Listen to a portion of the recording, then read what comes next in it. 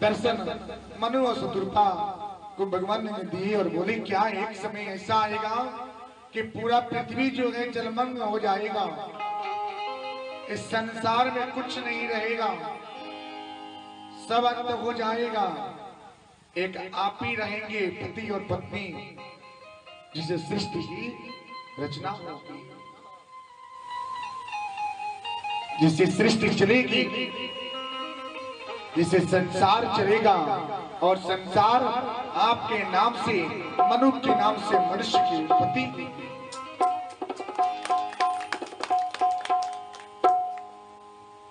ऐसे भाव को लेकर के अभी शत्रुपा मैया ने ऐसे भाव लिए, आंखों में तो आंसू है, लालसा तो हो रहा है, लेकिन करे तो करे क्या। ऐसा ही समय आया, कुछ समय जब व्यतीत होता है ना, भगवान कब किस रूप में आवे, कभी भी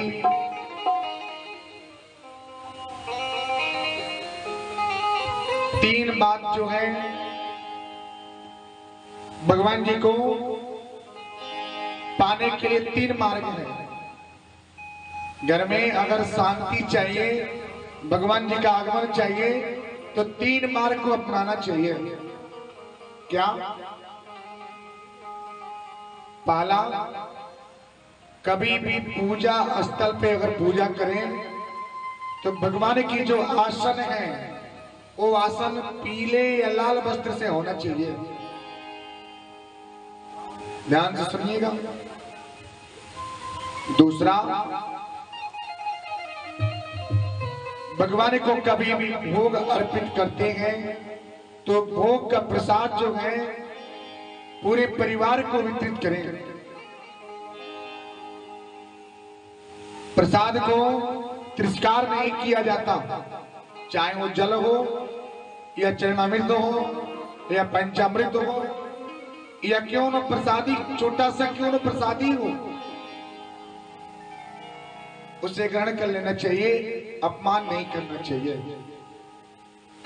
तीसरा,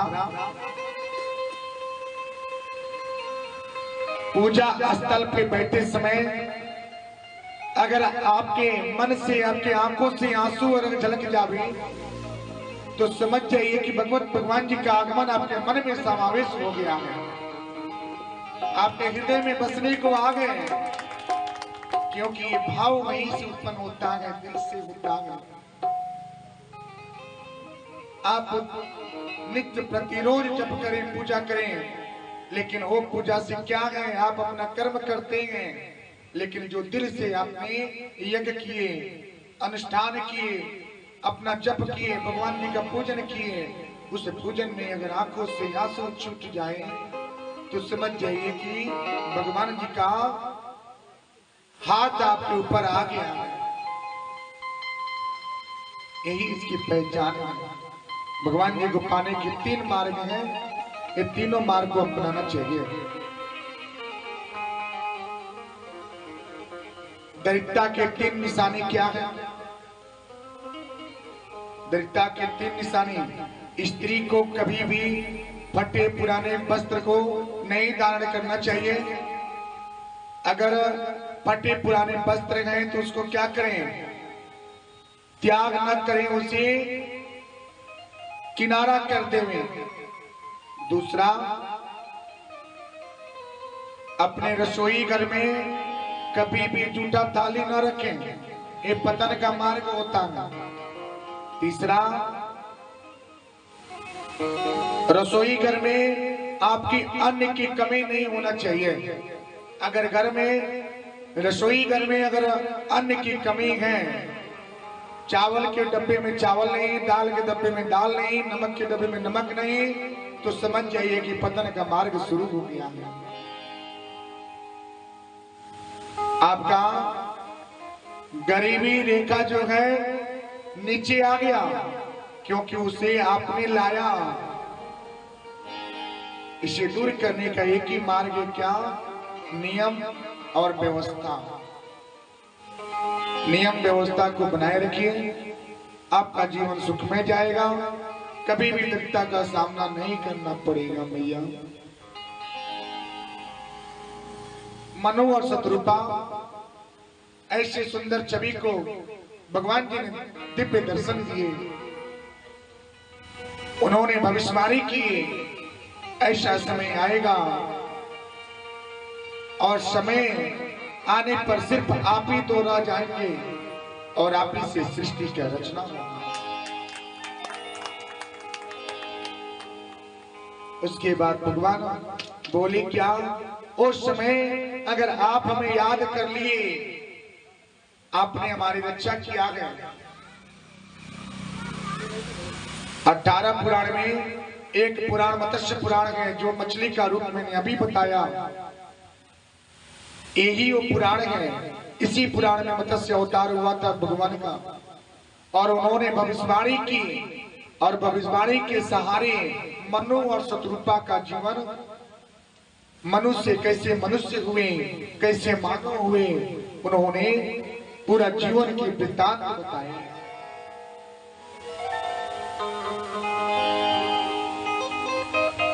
मनु और शत्रुपा आ रहे हैं, समय ढल गया। एक दिन समय ऐसा आता है कि पूरी तरह से चारों तरफ जल ही जल, ऐसा लगा कि आज ही जल, आज ही सब कुछ हो जाएगा। और जाए तो जाए कहां?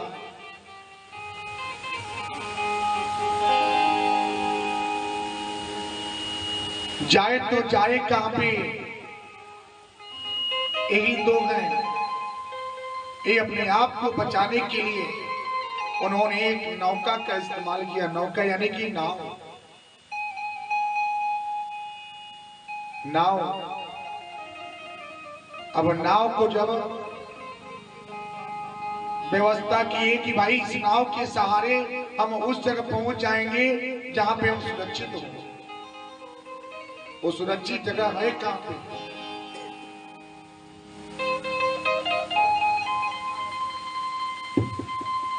और सुरक्षित जगह है कहां पे? नाव में तो बैठ गए, सब ऋषि भी थे। नाव में चल दिए, लेके जा रहे हैं। भगवान जी अब तो ठान लिए कि कोई व्यक्ति नहीं बचेगा, संसार का प्रलय होना ही सुनिश्चित है।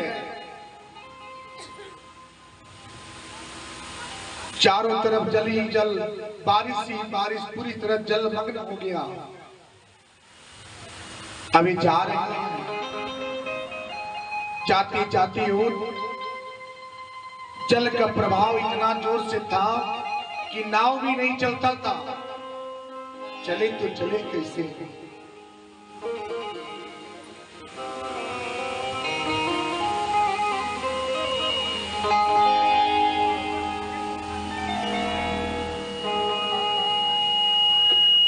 अभी बोल रहे हैं क्या? और जाए तो जाए कहां, कैसे करें? उन्होंने बोले क्या? ऐसा दिन आज है आई, संकट है भारी, कर दो कृपा मेरे कान्हा, जीवन पार हो जाए।